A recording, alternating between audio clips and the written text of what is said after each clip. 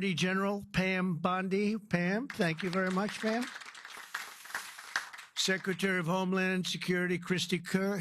Christy Kerr. Do you know who Christy Kerr is? She's a friend of mine, great golfer. Christy, no, she's a better golfer than you. That's the only thing, but you're better at a lot of other things.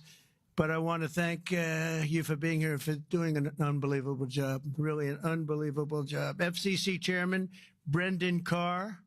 Brendan, thank you. Thank you, Brendan. Doing a great job. White House Chief of Staff Susie Wiles, most powerful woman anywhere in the world. She's rated the most powerful woman in the world, and I agree with that. And Deputy Chiefs of Staff Stephen Miller. Stephen, thank you. What happened to Stephen? We never want to miss Stephen. He's an MVP candidate. Dan Scavino, another MVP. James Blair, Taylor Budovich, and Nick Luna. Thank you all. Great group of people. They're going to be very much involved. I also am grateful to be joined by two of Team USA's strongest and fastest competitors, retired gold medalist and gymnast and member of the LA 28 Athletes Council, Nastasha Lukin. Nastasha? How are you, Nastasha? Good. I don't know you, but I've watched you. You're very talented. I would not want to do what you do. This is much easier, believe me. It's incredible what you've done, along with retired gold medal Paralympian swimmer and board member of the U.S. Olympic Committee, Brad Snyder. Brad, thank you very much, Brad. It's a great honor. Thank you. Chairman of the 2028 Olympic Games, Casey Wasserman, a friend of mine for a long time. Casey, thank you very much. Casey, great job. It's going to be amazing. LA's a little bit different place than it was when selected, but we're going to bring it back stronger than ever. I spoke to Casey about that. He said, nope, we're going to make it better than ever. It's going to be something that's going to make it even more important as a Olympic Games. It was an interesting conversation we had as the fires were raging. Is that right? And I appreciated that very much. And CEO Reynold Hoover. Reynold, thank you very much. Thank you very much. Great honor. I also want to welcome the chair of the U.S. Olympic Committee, Gene Sykes. Gene, thank you. Thank you, Gene, very much. And thank him for recently banning men from competing in women's sports. That's a big deal. Thank you very much. It's amazing the way I don't hear any applause for that when everyone feels it. It's a 97, don't worry about it. That's a 97-3. It's not 80-20, it's 97-3. But nobody wants to clap. It's crazy. The United States will not let men steal trophies from women at the 2028 Olympics, so we appreciate the fairness and everything else that you've shown. Also with us today is LA 28 board member Reince Priebus and also Kevin McCarthy. I want to thank Kevin McCarthy and Reince. Thank you, Reince. And thank you, Kevin.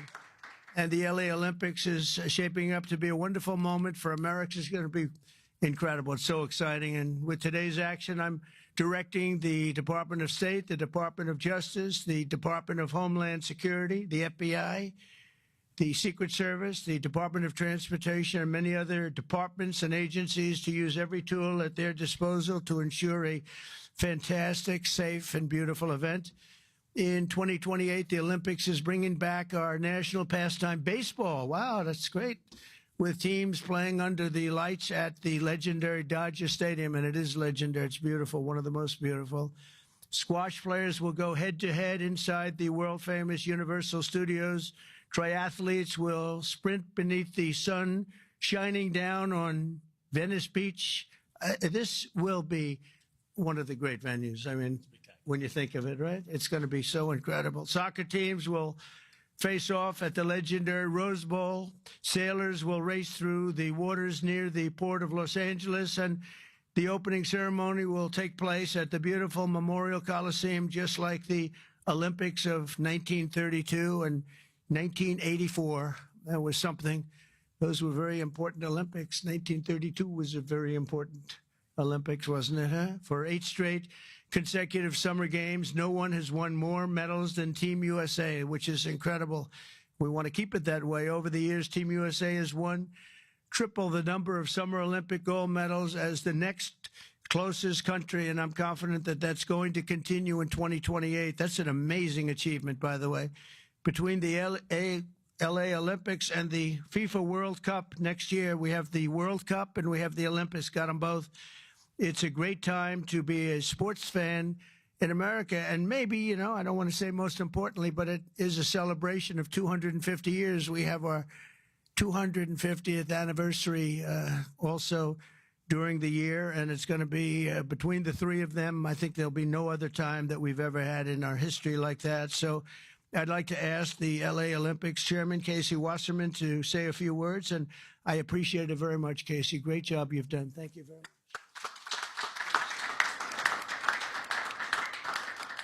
Thank you, Mr. President. Your support and the entire administration's support through this whole process has been truly extraordinary.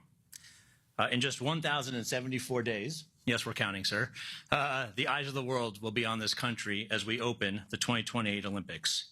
And it feels just like yesterday, and you were just president-elect in December of 2016, that you leaned into this process back then. And you've been supportive and helpful every step of the way, and we wouldn't be here without you, so we greatly appreciate all your support. Thank you very much. Our games plan is near final. We've announced a competition schedule. Some of the greatest brands in America have stepped up to support these Olympic Games as commercial partners. And now with the creation of this task force, we've unlocked the opportunity to level up our planning and deliver the largest and, yes, greatest games for our nation ever. We expect more than 150 heads of state will come to the Games. We'll host approximately 11,000 Olympic and 4,500 Paralympic athletes. They'll participate in 800 competitions at 49 competition venues. This will be the equivalent of producing 7 Super Bowls a day, sir, for 30 days. Yeah. But we are now focused more than ever on delivery, and we can't do this alone. I want to thank President Trump and the entire administration for their support and their partnership as we work to bring these games home. These will be truly America's games. We expect millions of fans from around the country to participate and attend events. And for the first time in history, we're going to take the Olympic torch relay to all 50 states. The most states it's ever gone to is 38, but in 2028, we will touch all 50 states. And sir, if you'd like to run on Park Avenue again to revisit history, you're more than welcome. And we're thrilled.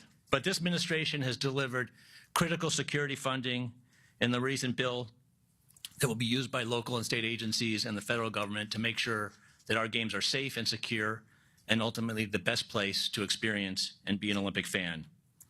We remain incredibly confident in our ability to deliver the greatest games ever, and that starts with the support of this administration every step of the way. Thank you, sir. Thank you.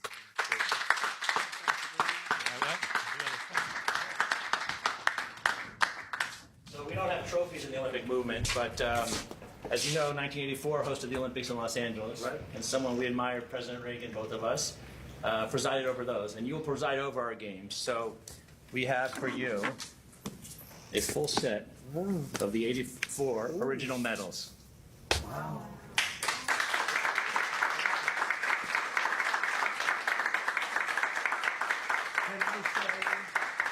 Can I say that I won them athletically? Yes, sir. That would be a great honor. Yes. That's beautiful. Thank you sir. very much. Thank you very much. Thank you. Thank you very much. Appreciate it. You wanna sign Yep. it?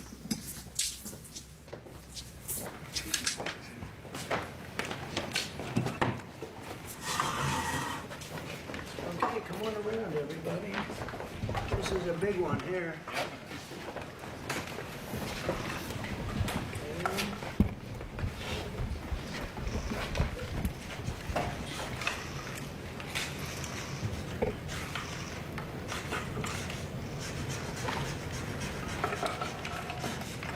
Pam, no auto pen.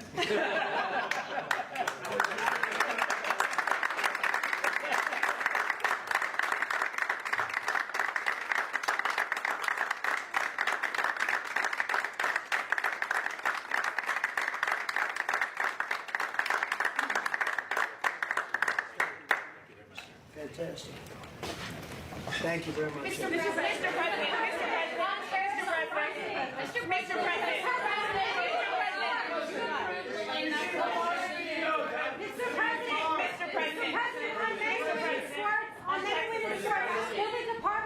Mr. President, will the Department of Justice press charges against any men that are posing as women? Excuse me. No, he called on me. Go ahead, please. Thank you, Mr. President. Do you still plan to follow through on your threat to impose 100% tariffs on all countries that purchase Russian energy, including China? Well, I never said a percentage, but we'll be doing quite a bit of that. We'll see what happens over the next fairly short period of time. But we'll see what happens. Yep. You know, they have a meeting tomorrow. We have a meeting with Russia tomorrow. We're going to see what happens. We'll make that determination at that time. Yeah, please go ahead. Thank you, Mr. President. Thank you for calling on me. Thank you, Mr. President. On Ukraine, President Zelensky just signed a law allowing for citizens age 60 and above to serve in the military. We've seen dozens of videos of young men being hauled into vans and dragged to the front lines against their will. And we've even seen videos of a young man with Down syndrome serving on the front line. When you campaigned, you said you wanted to see the people stop dying. A lot of people admired that statement. Now the people dying are elderly, mentally handicapped, and conscripts.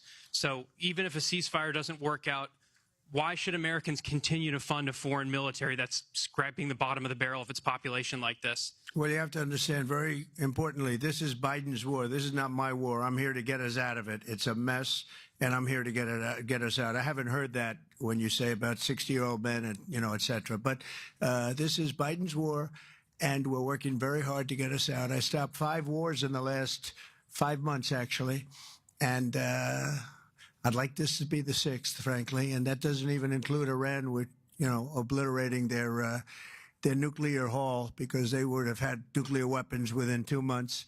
But stopped a lot of wars. You just take a look at the ones just over the last 2 or 3 months. It's been amazing. This is the one I'm trying to stop. This is the one we're working hardest on. The other ones I stopped within a matter of days, almost every one of them, including India and Pakistan, and I could go over the whole list, but you know the list as well as I do. But this is the one we'd like to see. I haven't not heard that, but this is Biden's war, and it's a war that he got us into, or indirectly got us into. It should have never happened. It would have never happened had I been president. Yeah, next to you. Thank you, Mr. President. Would you support Israel reoccupying all of Gaza, as has been suggested by some Israeli officials? Well, I don't know what the suggestion is. I know that we are there now trying to get people fed. As you know, $60 million was given by the United States fairly recently to supply food, and a lot of food, frankly, for the people of Gaza that are obviously not doing too well with the food. And I know Israel is going to help us with that in terms of distribution and also money. We also have the Arab states are going to help us with that in terms of the money and possibly distribution. So that's what I'm focused on. As far as the rest of it, I really can't say. That's going to be pretty much up to Israel. Yeah, please. Go ahead, please. Thank you. On transgender athletes in the Olympics, back to the safety, especially of female combat boxers, will the Department of Justice considering pressing charges against any man that tries to masquerade as a woman coming into this country to beat up American athletes? And secondly, would your administration consider genetic testing so that these people can prove that they're actually women competing? Well, I think there is going to be a very strong form of testing. As far as charges, I'd have to ask the Attorney General about that. I don't know. But there will be a very, very strong form of testing. And if the test doesn't come out appropriately, they won't be in the Olympics. Yes, ma'am. Please. Go ahead, please. White. Thank you. Mr. President, do you believe that the U.S. committee would have made this decision on men and women's sports if you weren't president? And do you believe that this decision will stay in place once you are no longer president? I think they probably would have, because it just seems to be an issue that most people feel should be. I can't really say. You could have asked Chairman Wasserman. But I would say that, there's a possibility. It could go either way if you really want to know the truth. I feel strongly about it. I ran a campaign, at least partially on that. That was one of the many issues that I talked about: open borders, the economy, taxes, all of the things. But that was certainly one of the issues. So I really can't. I really don't know. Could have gone either way. Please. Have you decided on a replacement for the Fed governor? For Fed governor? I'll be making that decision before the end of the week, and we'll either decide on one for permanence or the 4-month period, the term. There's a term of about a number of months. We have a couple of candidates. Everybody wants it, okay? It's not a couple, but we've narrowed it to a couple of candidates. And we've also, we're looking at the Fed chair, and that's down to 4 people right now. Very good. Well, I can tell you, because I've already said there's 2 Kevins and 2 other people, okay? Brian? Thank you, Mr. President. This has to do with the safety aspect of the Olympics. What can you do as a president to ensure that Southern California, the greater Los Angeles area, is safe from any fire danger, that the state clears away brush in state parks, the reason why this last fire happened in Pacific Palisades? What can you ensure for that? Well, as you know, Brian, we have, I've been fighting with them for a long time about allowing the water to come down from the Pacific Northwest, essentially. And we actually opened up that water pretty strongly. We got a lot of opposition from the governor, and we opened it up anyway, and the water is coming down.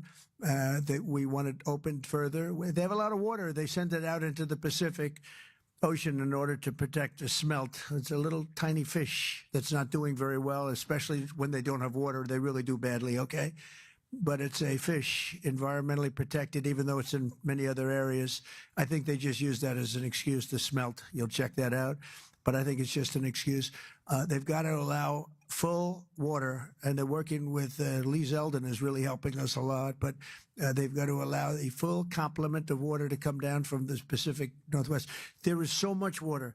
If Gavin Newsom let the water come down, see the way I pronounced his name properly for a change, if this guy allowed the water to come down from the Pacific Northwest, they have so much water they don't know what to do with it. All of those sprinklers would have gone on. All of those people with those beautiful houses with sprinklers in the ceilings and with the water, the fire pumps outside, all that water. They didn't have any water because they wouldn't let the water come down. There's so much water there. At first, when I got involved with this issue in my first term, I said to the congressman, they took me up because they wanted to show me the fields where they could farm 10 times more product.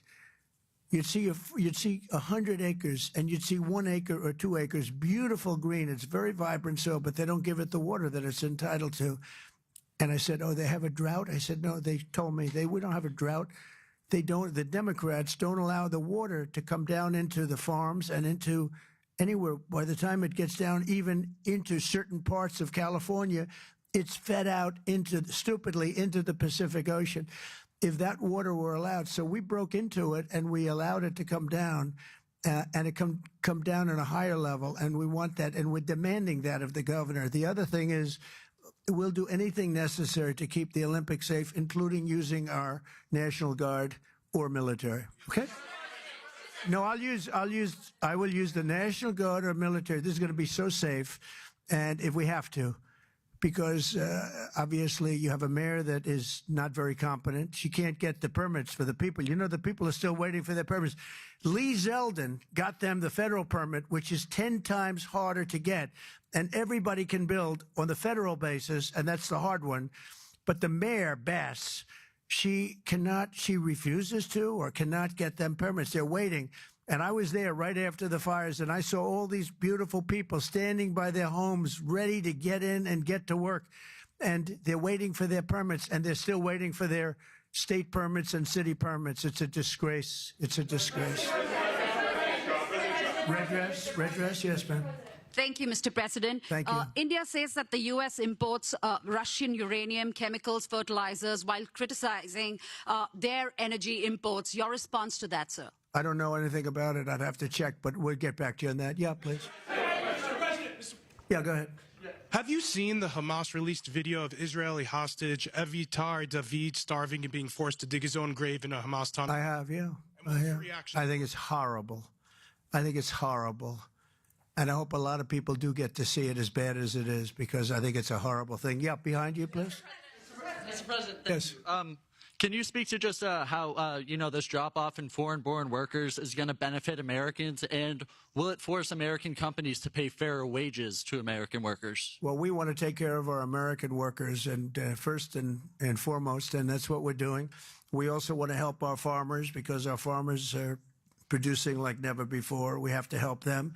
And we're working out some very complicated strategies and language. But the main thing that I think I was elected to do is to get the illegals out of our country who are, especially in particular, criminals. 11,888 murderers were allowed into our country with Biden's open border policy, with our border czar who never spoke to the Border Patrol, never went to the border one time. That's Kamala. And think of it. We have murderers.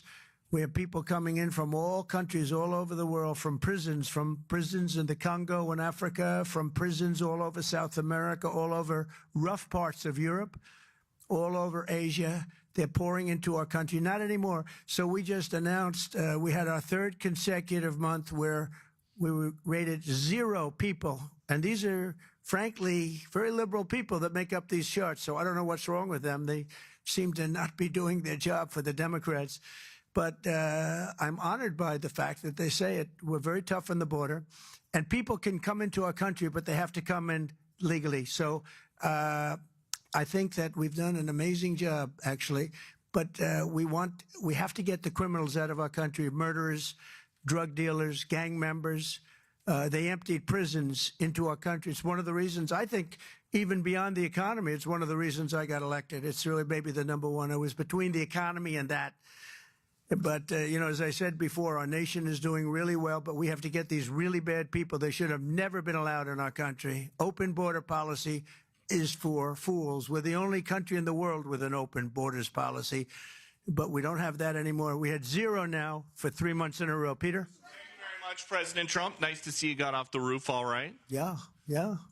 You said this morning that you probably won't be running for a third term.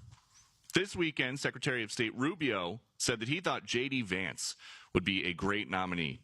You could clear the entire Republican field right now. Do you agree that the heir apparent to MAGA is J.D. Vance? Well, I think most likely, in all fairness, he's the vice president. I think Marco is also somebody that maybe would get together with J.D. in some form. I also think we have incredible people, some of the people on the stage right here. So it's too early, obviously, to talk about it, but certainly he's doing a great job, and he would be probably favored at this point. And on Texas, if Texas redrawing their congressional map would get you 5 safe red seats, means that California, New York, Illinois, and Maryland are all going to redraw their maps to add safe. Well, they'll do it anyway. Is it worth it? Yeah, they'll do it anyway. Why? If we stop over there, they would have done it anyway. Look, a lot of these states, I watched this morning as Democrats are complaining, and they're complaining from states where they've done it, like in Illinois, like in Massachusetts. I watched this lunatic, Pocahontas. She's a total lunatic. I don't know what she's on. She's all jumping up and down like I've never seen anything like it, talking about supporting the communist mayor. And he's not a socialist. He's a communist, okay? This is not a socialist, man. This is a communist. If you look at any of his policies and go back 6 months, you don't even have to go back further than that. So they want to put a communist in New York. Now, the good news is we have a lot of power over that because we're the ones with the money. We send the money. We don't send the money. It's up to the White House, a lot of power in the White House. But when I watched her jumping up and down talking about that and supporting the communists, but if you look at what's going on with the redistricting or whatever you want to call it, the Democrats have done it long before we started. They've done it all over the place. They did it in New York. They did it in a lot of different states. But in Massachusetts, so somebody used this as an example today. I was interviewed this morning, and they said, it's pretty unfair. Trump got 40%. I'm not proud of that, but I think I probably got more, but that's okay. I got 40% in Massachusetts, and yet they have 100% of the vote in terms of Congress. So there's no Republican, there's no anything.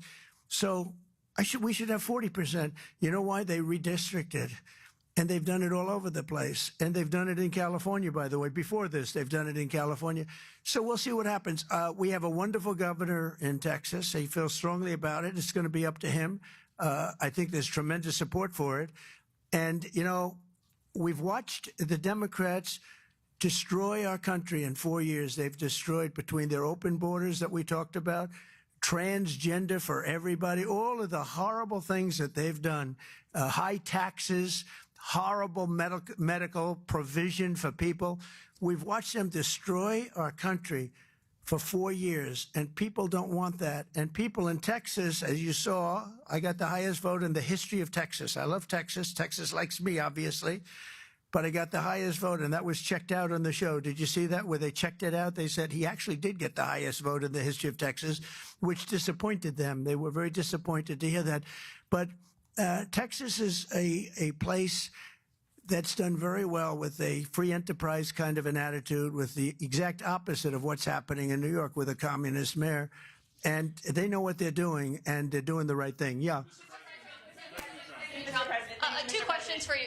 Mr. President, thank you. Texas Senator John Cornyn is asking for your help to force Democrats back to the state and hold them accountable. Do you want the federal government and the FBI to help locate and arrest these Texas Democrats who have left the state? Well, I think they've abandoned the state. Nobody's seen anything like it, even though they've done it twice before.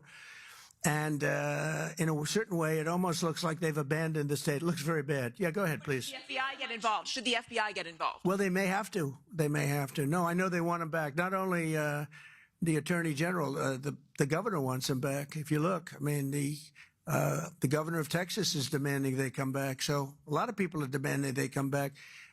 You can't just sit it out. You have to go back. You have to fight it out. That's what elections are all about. Yeah, please. Thank you so much, President Trump.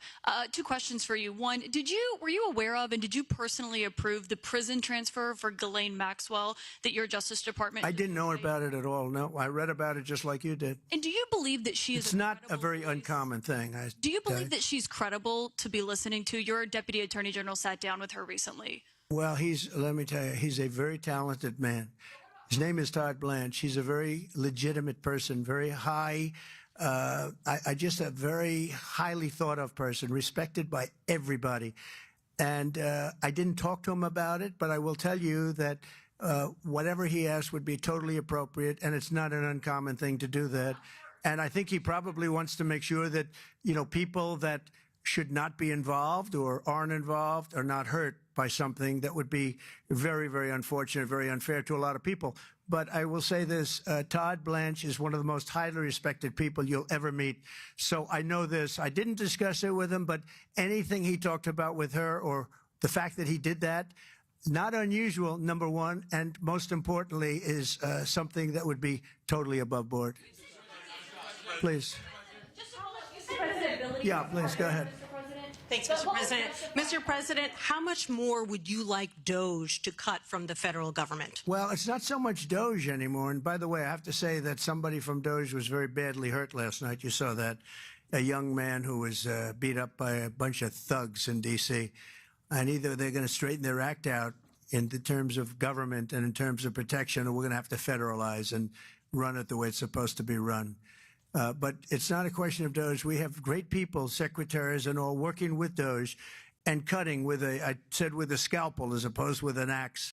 They're cutting with a fine-tooth comb, and they're getting rid of people that aren't doing their job or bad people or bad things, bad policy, et cetera, et cetera. And I think we've been very successful in that. And there's more cutting to do, but there's also more getting. We want smart people in government. Our country is doing great.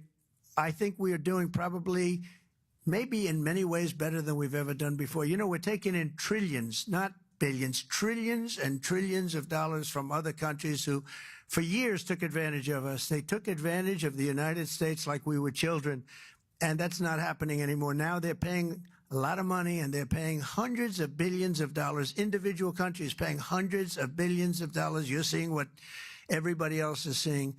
And we have a lot of things we can do. One of the questions asked of me this morning is, are you going to make a dividend to the people? And the purpose of what I'm doing is primarily to pay down debt, which will happen in very large quantity. But I think there's also a possibility that we're taking in so much money that we may very well make a dividend to the people of America. Thank you all very much. Thank you. Thank you very much. Thank you.